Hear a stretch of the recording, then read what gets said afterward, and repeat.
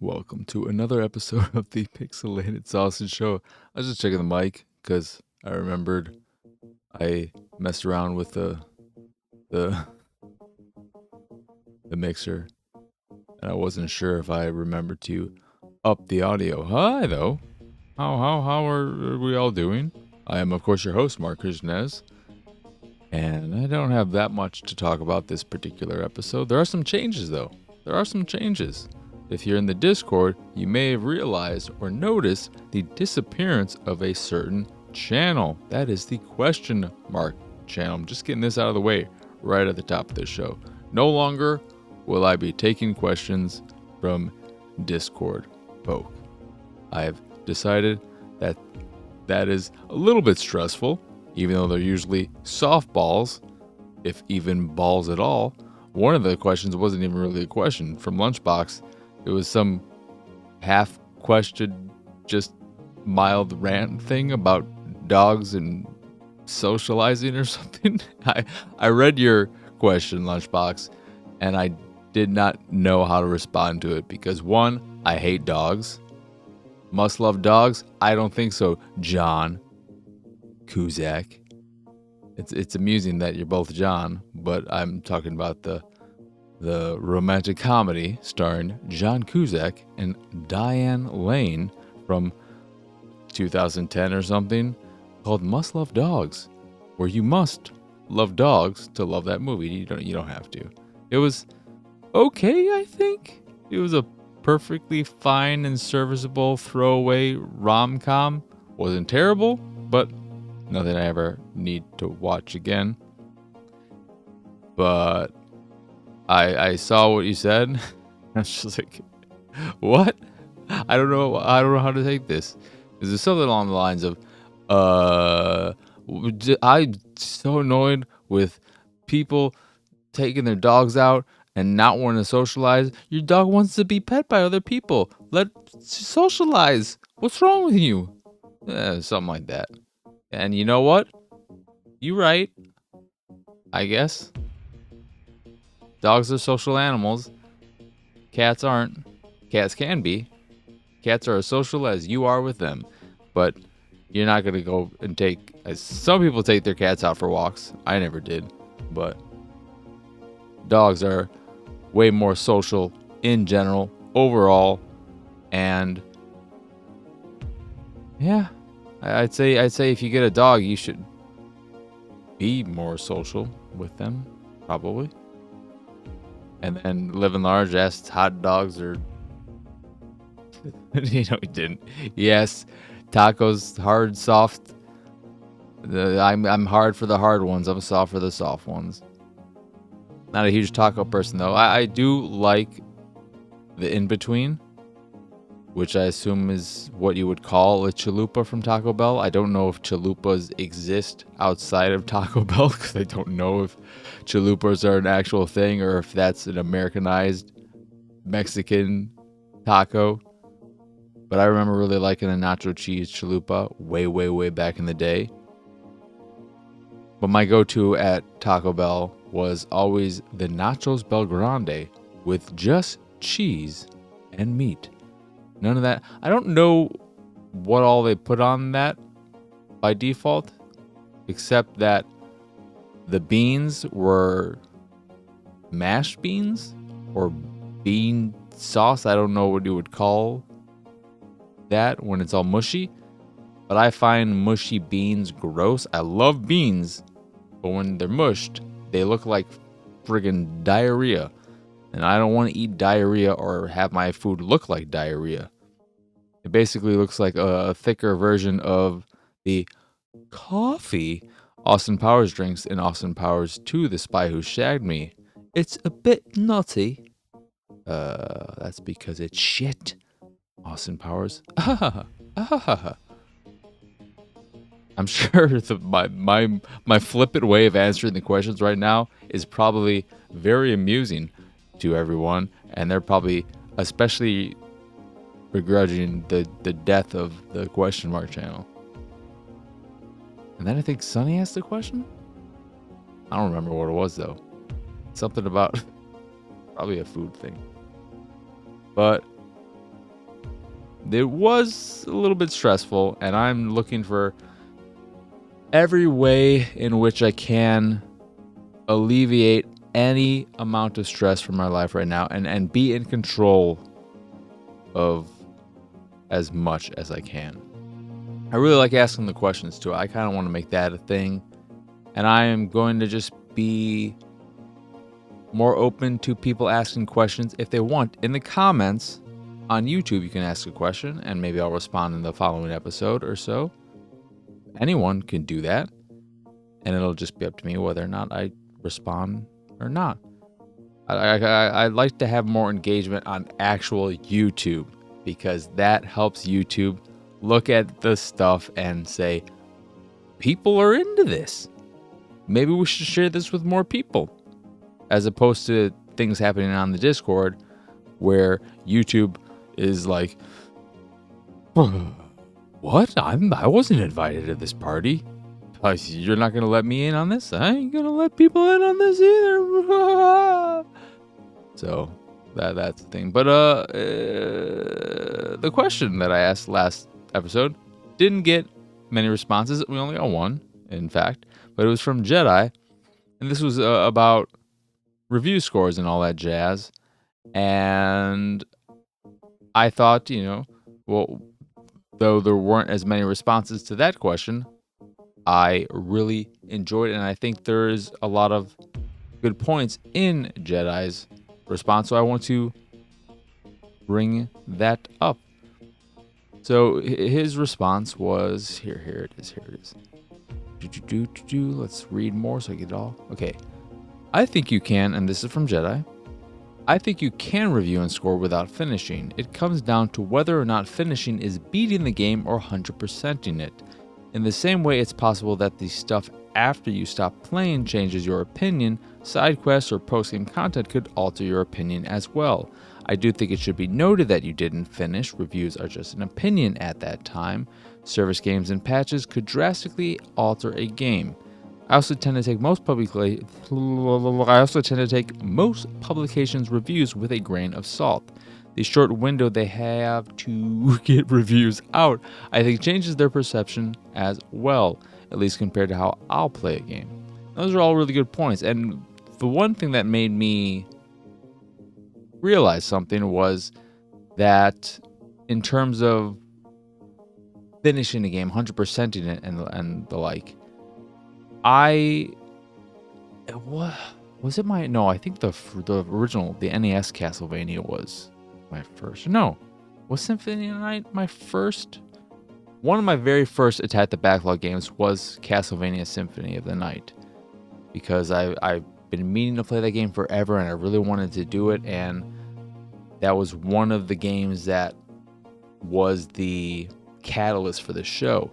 It was that and A Link to the Past, and some of the other big ones that I used to celebrate milestones like 50 episodes, 100 episodes. Did I do anything special for 100? Because the Link to the Past, I believe, was for 50. But with Castlevania Symphony of the Night, I really, really like that game. If I were to score it, I'd give it a 9 or a 10. I say 9 or 10 because it's been years now since I've played it, and giving something a 10, that's not something you do lightly. I wouldn't do that lightly, but I did really, really like that game, and while I would lean towards giving it a 10, I want to be on the safe side and say 9 or 10. But I only played through it. Well, I beat the game, but I didn't do the reverse castle. And many people, including people at the time when I put up that video and talked about my experience with it, many people only consider the game completed, or that you have completed it, you, the grand you, if you have also completed the reverse castle. I very, very, very strongly disagree with that sentiment for that game specifically. And my reasoning for that is because, one, In my playthrough, only doing the main castle, I felt completely satisfied with my experience, with the ending, with the game. But more so than that, the reverse castle is not something that just unlocks after you beat the game. You have to do specific things during your playthrough in order to unlock it. So, in my eyes, it's not part of the main campaign. It's not part of the. It's weird. I'm trying to find the right words to describe exactly what I'm trying to say, but anything post game, post completion, post credits that requires a guide to unlock is not applicable in terms of needing to experience it to say you've completed the game. And I don't know how the fuck you will unlock it if you didn't use a guide, unless you were as thorough as can be when playing the main game, because I don't even remember what you have to do. I'm not sure if it's just you have to hit certain points, or if there's a certain order of things you have to do, or if there are scenarios that you have to have play out a certain way. I can't remember. I think you might have to find a certain character and then get a certain item, and then it'll unlock. I'm not sure. I still haven't gone back to do it because I don't have a strong drive to do it, even though I'm sure I would enjoy it. At the same time, I don't feel like I missed out on anything when I played through Castlevania Symphony of the Night the first time. And that point that Jedi made me think back on that, and yeah. There's just a lot of good points.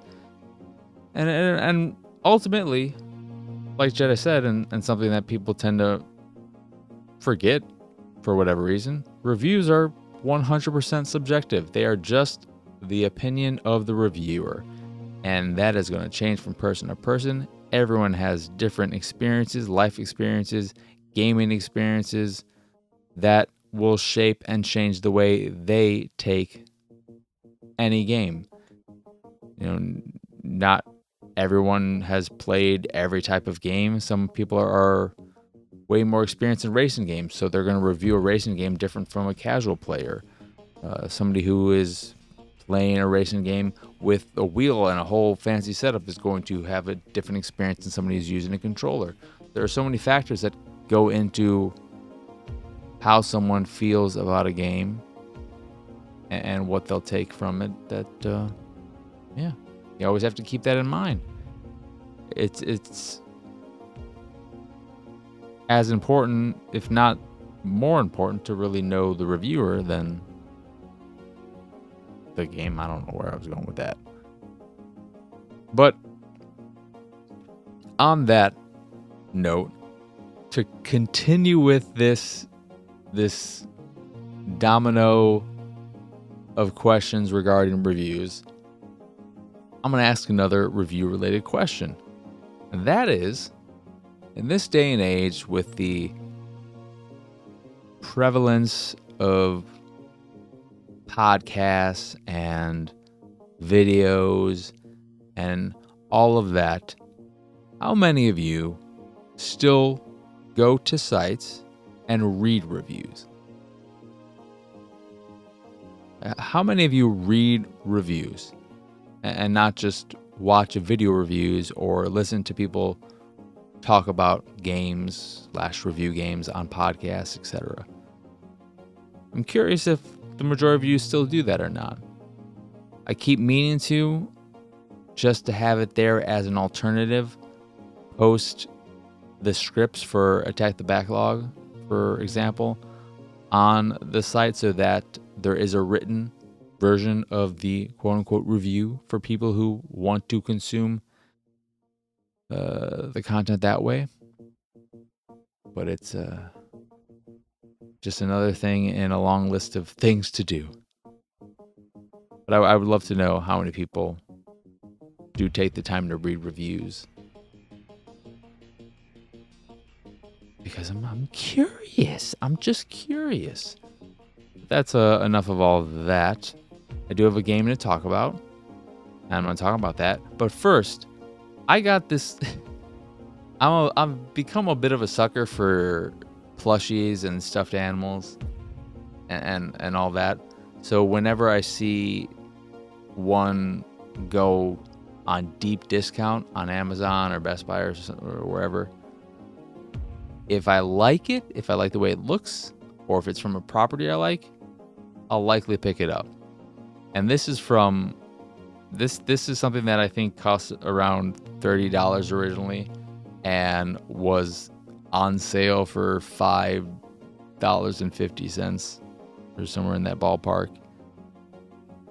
And I thought, you know what? It's kind of nice. It's pretty big. As a good discount. I don't love the property, which is Ice Age, the movie series.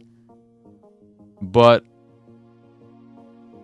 it's kind of all right. But what sold me was watching a video of it, and it's one of those stuffed animals that if you smush it, you squeeze its belly, it makes a sound.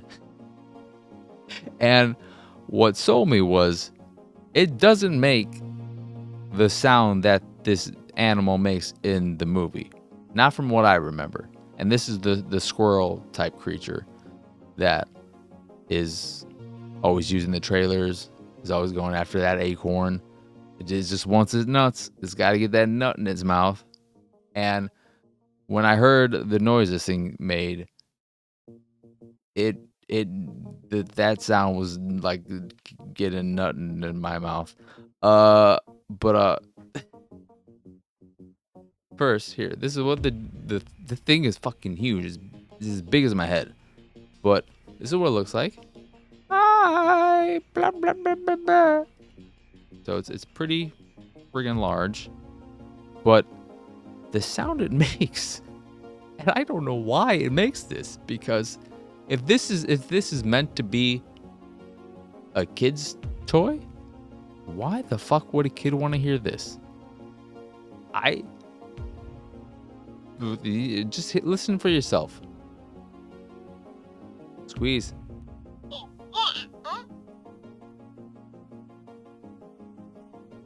It's not coming through. Where is it? Does it come out of his butt? I need it to come up on the mic, the fucking thing. Wait, where's it going? Where's it coming? The back of its butt?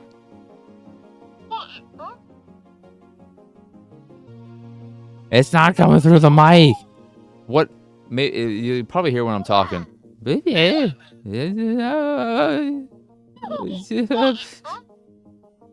What?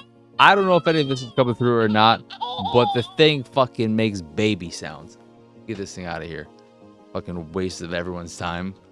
Stupid mic. Whatever. What do I got? What do I got on this stupid mic? What do they call that crap again? The filter? The noise gate? Is that what it is? Yeah, I think so. Stupid noise gate doesn't like the baby sounds. But the thing makes baby sounds. It goes, like, what? Why? Why do you want to hear a human baby? I don't want to have human baby sounds coming out of my stuffed squirrel. Anywho, fucking Jesus Christ. So, I played a game called Curse of the Sea Rats. This is, and I played this on Xbox, got a code for it. This is a Metroidvania where you take the role of one of 4 sea rats. And there is co-op, which I'm sure would make the experience better.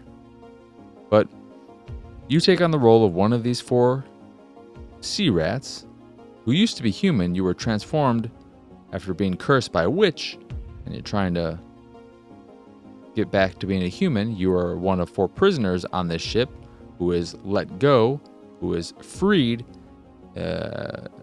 on the terms that you will keep your freedom if you save the captain's son who was taken as a prisoner by said witch.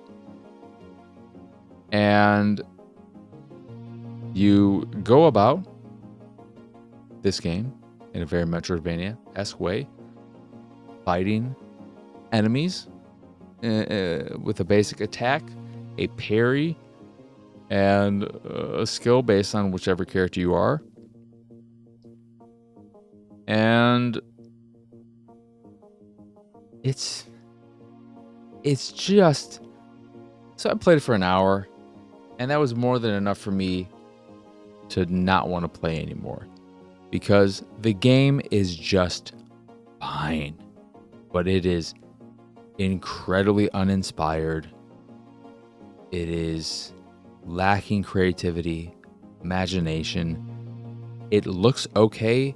It kind of looks like those recent Dragon Trap, the Wonder Boy remakes. So Dragon's Trap and then Monster World or whatever. It kind of has that visual aesthetic, but less vibrant.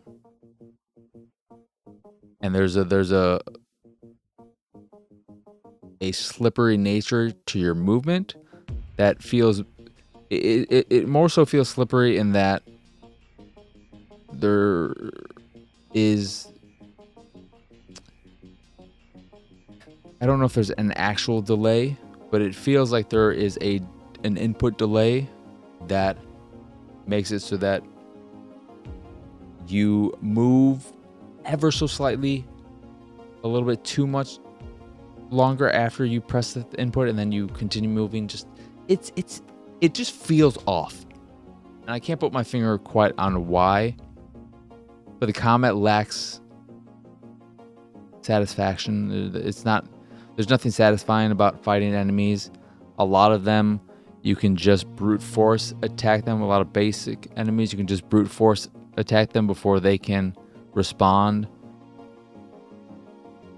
and that's not fun.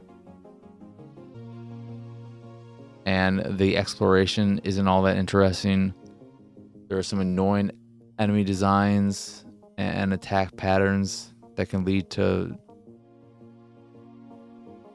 constant ice. It's just so fucking boring and immediately forgettable. Owie.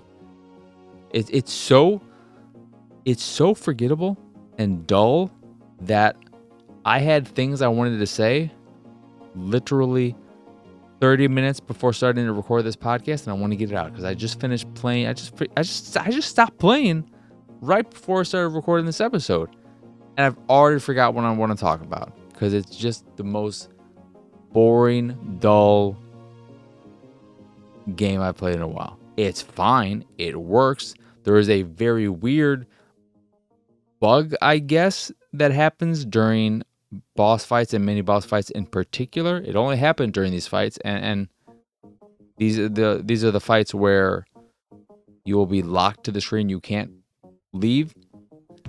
And I say that or want to specify that because one of them was a boss fight, but then the other one was against a bigger enemy, but it wasn't a boss fight. That their health bar wasn't on screen or anything like that, but it was still a fight where they locked me to that screen until I defeated the enemy. And during those fights, there were multiple instances where multiple instances in that it happened during both, but not multiple times during the fight. But there were points during the fight where I would lose control completely. I would completely lose control of my character, and they would run all the way to the left side of the screen, stop, then turn and look to the right as if they were about to initiate a mid-fight cutscene or bit of dialogue or something, but then I was just back in control. There was no stoppage for story, or it just took away control to run to the left side of the screen and then gave it back to me. I don't know why. It was fucking weird.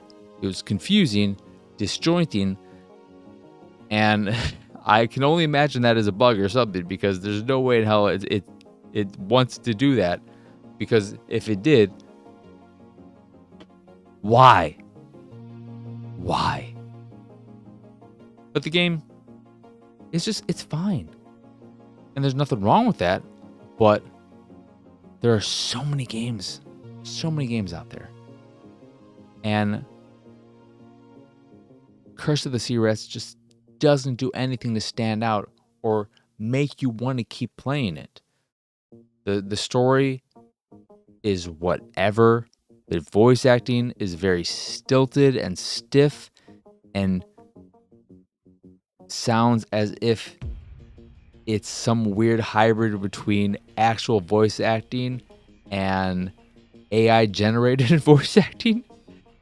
There's just a lot of things about this game that are sort of half measures, where they're like halfway there. They're halfway to having really great art, but ultimately it's just kind of okay art. Halfway to maybe having some decent combat, but they only got halfway there. And that's all fine and dandy, but not good enough. So yeah, that's Curse of the Sea Rats. The whole sea rat thing too, the rat aspect, they don't do anything fun or interesting with that. It's just it's essentially just a stylistic choice to have everything be furry, but not particularly thematically relevant or used in any way, which is a little bit disappointing. Trying to think if there's anything else about the game, if there's anything good or bad.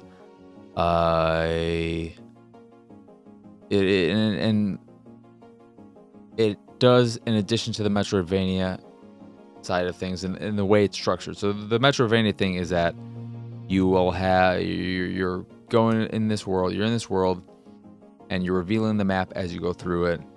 You will hit points where you can unlock fast travel points to navigate the space easier and faster. That's what fast travel points are. There are rooms that have this spirit who is part of this amulet, and you're, in addition to wanting to rescue the captain's son, this spirit wants you to get this other artifact from the witch so that he can complete himself and get his full power back. But those are where you will heal yourself, get back to full health, and are able to level up and change your character, because you can change between the 4 characters whenever you want at those designated spots in those specific rooms, which is kind of nice. But there's not a huge difference between the characters, so it doesn't seem all that relevant to do so.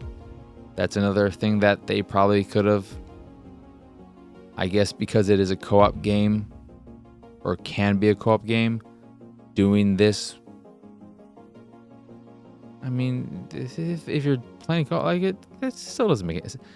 It would have been nice if they did something where you needed to use all the characters, or you could switch between them on the fly, and they all had various character-specific skills and abilities that allowed them to access areas the other characters couldn't, similar to the Dragon Trap games, or even somewhat recently that Ruby game. That wasn't that great, but it did at least have things that required you to switch between the characters and their various specific abilities. But you don't have any of that.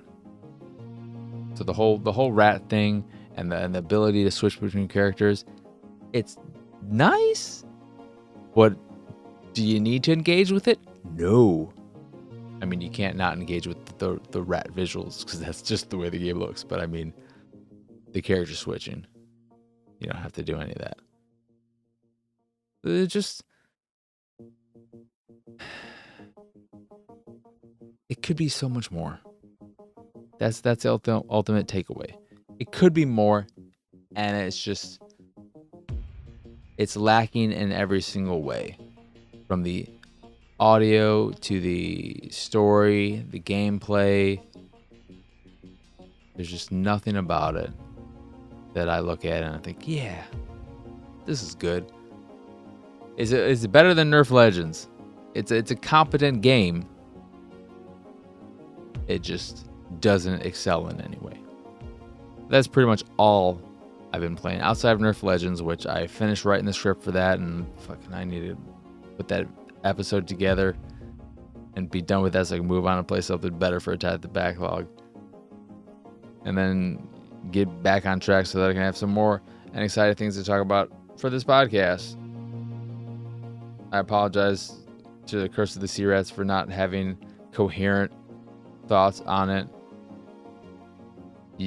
I wouldn't even say that my words that I said for it were fine. The game is fine. What I said was poopy. My head's a friggin' mess. Blame it on the baby. Blame it on that stupid fucking baby thing. Dumbass Ice Age thing. What a waste of $6 after tax. But yeah, that's it. So that'll do it for this episode. Outside of the fact that I just want to mention, I've got 2 episodes of Star Trek Enterprise left, and thank God I cannot wait to be done with that fucking piece of shit show. I hate it. It's so bad. It's so bad. And one of the worst things about it is the attempt at romance between T'Pol and Trip, who apparently love each other, I guess. I know that Trip has explicitly said it, and I guess we're supposed to believe T'Pol feels the same, though the way she's portrayed in the show, you would believe that she is deeply, madly in love with Archer way before you would ever think she has any kind of connection to Trip, because she is emotionally affected by him and the things that happen to him way more than anything that ever happens to Trip. It doesn't. The fucking show doesn't make any sense, and there are points where it's like we have this thing and then we go nowhere with it. There was a thing in season 2 or something where Trip does something with a race. He gives them help or something that affects them and then leads to a bunch of deaths and all this other crap, and Archer really fucking just gives him a talking to and slaps him on the wrist. And then the following episode, it's as if that never happened. We've all moved on. Nobody remembers that happened. Okay. What a fucking piece of shit show. Holy crap. I can't think of a single episode where I thought, hey, at least this is a good episode. The greatest thing Enterprise did was make me appreciate Voyager. Congratulations, you stupid piece of crap. Oh my god. Anywho, that'll do it for this here episode of the Pixelated Sausage Show. Another thing, too, about like removing the question channel and stuff like that. I really, no time frame or anything. I want to get to a place where I can stream again, because I do miss that. I miss the socializing aspect. And I think what I need to do in order to get there is just to be in a nice and clear and a better headspace. And I think it'll also benefit me to just have that, given what I'm going on or what I'm going through in my real life with my dad and the stroke and just the struggles that are constant there. So I want to get there, and I think removing the questions is a way in which to push that forward a little faster. Anywho, that'll do it for this episode of the Pixelated Sausage Show. Once again, I am Marcus Nez. Y'all can find me on pretty much everywhere at PX Sausage. Is Twitter pretty much just dead? I mean, if it seems like we're getting to the point where it's going to be a paid service. Who the fuck is going to pay for Twitter at this point? I'll never get my verified status, so I ain't paying for that shit. So I kind of miss it. I wish Twitter didn't suck so much, because I would like to start tweeting again. But when I think about it, I think to myself, what the hell's the point? Which is why I want to engage with y'all on the YouTubes. Or if you're not in the Discord, join the Discord.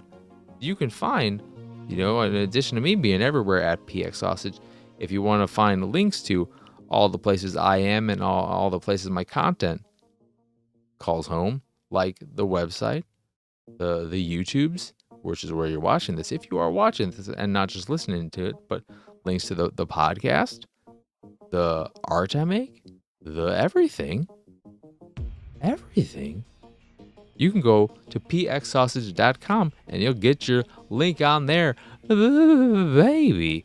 And that includes a link to the Patreon, which is where you would go if you enjoy this here show and any of the stuff I do and what have you. You can go there to patreon.com/pxs to support me and my nonsense.